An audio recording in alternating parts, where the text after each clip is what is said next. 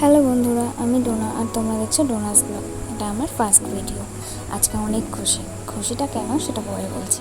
আগে দেখো ওয়েদারটা কত সুন্দর লাগছে, তাই ভাবলাম একটু ভিডিও করে নিই। এবার খুশি কেন সেটা বলি। আজ মা ঠাকুমারা আসবে জামাই ষষ্ঠী নেমন্তন্ন করতে।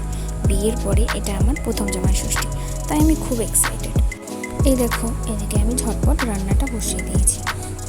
এদিকে আমার প্রায় মোটামুটি সবই হয়ে গেছিলো।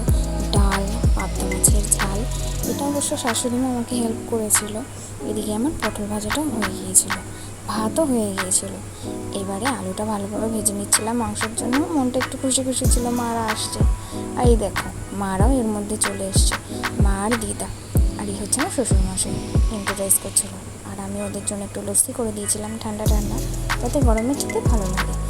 ওরা লস্যি খাচ্ছিল, খেতে খেতে ভাবলো একটু বাইরেটা ঘুরে দেখি। আর এই দেখো ঠাম্মার দিদা ঠাম্মা এসেছে আমাদের কাছে লাউ দেখতে। লাউগুলো ঝুলে রয়েছে, কেউ খেতেও পারছে না। আমাদের মধ্যে জ্যৈষ্ঠ মাসে লাউ খাওয়ার নিয়ম নেই। তোমাদের মধ্যে কাদের কাদের লাউ খাওয়ার নিয়ম নেই জ্যৈষ্ঠ মাসে, আমাকে অবশ্যই কমেন্ট করে বলো। আর এই দেখো মাংসটাও এদিকে আমার প্রায় হয়ে গেছে। এই ছিল দুপুরের লাঞ্চ।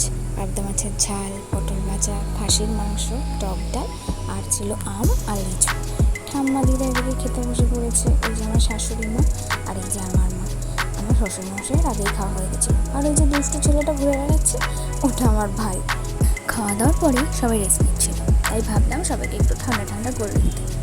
কোল্ড ড্রিঙ্ক খেতে খেতে ঠাম্মা দিদারা নেমন্তন্নটা সেরে নিল। আর আমি আমার ভিডিওটা এখানেই শেষ করলাম। ভিডিওটা ভালো লাগলে অবশ্যই লাইক, কমেন্ট, শেয়ার আর সাবস্ক্রাইব করে দিও। টাটা।